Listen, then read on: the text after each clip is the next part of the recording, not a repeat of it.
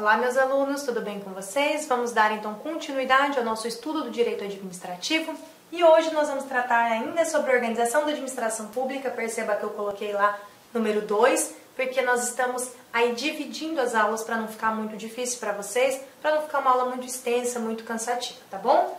Então vamos lá, hoje nós vamos dar início ao tema administração pública indireta, tá? E aqui eu preciso conversar com vocês bastante sobre isso, que cai muito em prova, tá? Primeiro nós vamos ver as características comuns, então, da administração pública indireta, tá?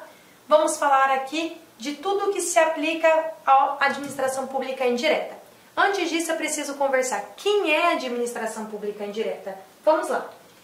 Lembra que nós estudamos na aula anterior a administração pública direta? Eu disse que ela era uma pessoa, né? Uma pessoa jurídica de direito público, certo? E ela poderia se chamar União, ela podia se chamar Estado, DF, ela podia se chamar município, né? Isso era a nossa administração pública direta, que podia desenvolver de forma centralizada ou de forma descentralizada os serviços públicos. Agora eu estou falando na segunda, na administração pública indireta.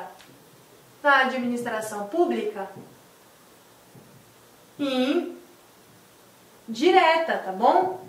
Que é a segunda que eu tenho, que é aquela segunda assim, ó, que eu desenhei com um bonezinho, né? Assim, ó, minha administração pública indireta. Aqui eu só posso ter uma pessoa chamada de autarquia, fundação,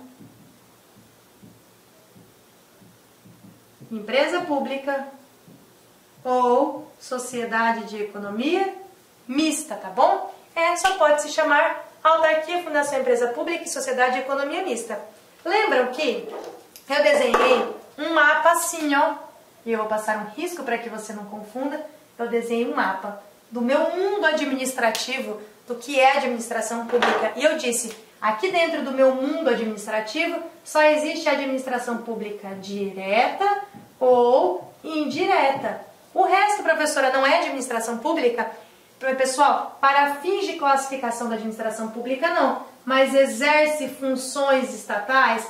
Participam da vida estatal? Sim, participam. Porém, eu vou chamar elas de paraestatais. Elas colaboram, tá bom? Com a administração pública. Por isso que falou que a administração pública, você vai lembrar de duas, direta e indireta. Se eu falar direta, você já vai falar União, Estado, DF, município. Se eu falar indireta, autarquia, fundação, empresa pública, sociedade de economia mista. Pronto. Professor, e o resto? O resto está em qualquer lugar, menos no nosso mundo, menos dentro da administração pública direta e indireta, tá bom? Então, nós vamos agora estudar disposições, tá, pessoal, que são aplicáveis aqui a todas essas pessoas, a autarquia, fundação, empresa pública e sociedade de economia mista.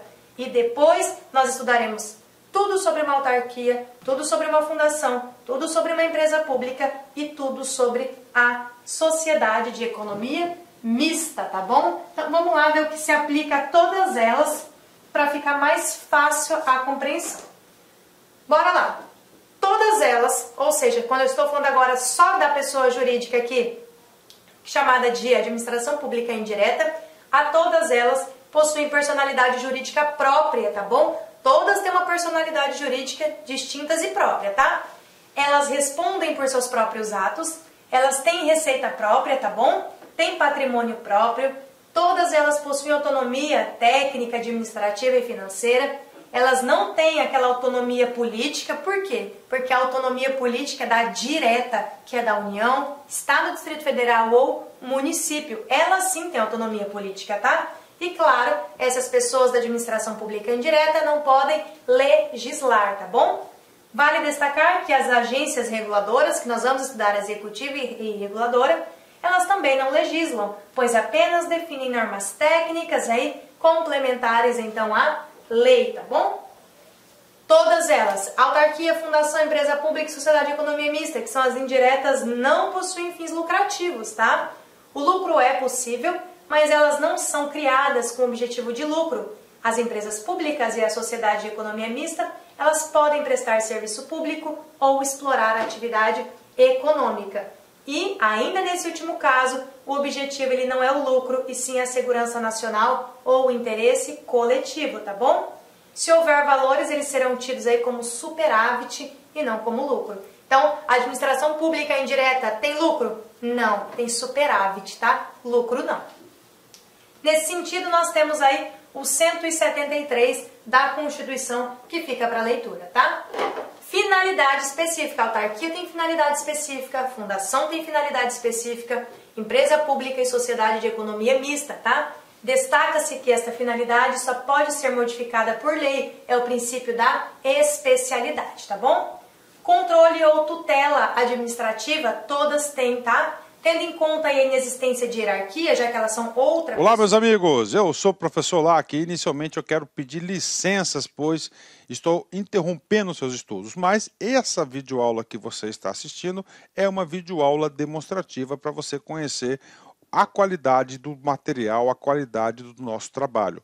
Nós aqui da Lá Concursos, nós temos 3 super cursos online específicos, bastante competitivos, para todos aqueles que irão concorrer ao concurso do Conselho Regional de Psicologia da 9ª Região.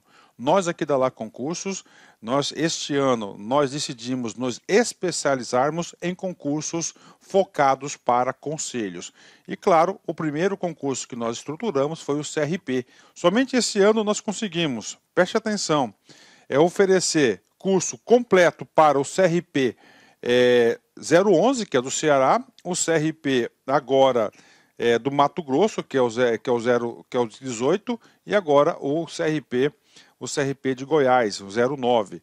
Então, uma coisa eu garanto para vocês, se você quiser assistir o restante dessa videoaula, se você quiser fazer um curso mais completo, se você quiser conhecer a nossa metodologia do Personal Coach, que é o estudo em regime de metas, eu convido vocês a clicarem no link que tem aqui na descrição, falar com algum dos nossos atendentes para qualquer esclarecimento e, claro, vir matricular, vir estudar conosco, que eu tenho certeza que você não vai se arrepender. Por quê? Porque nós vamos dar o melhor de nós. Um forte abraço, espero vocês.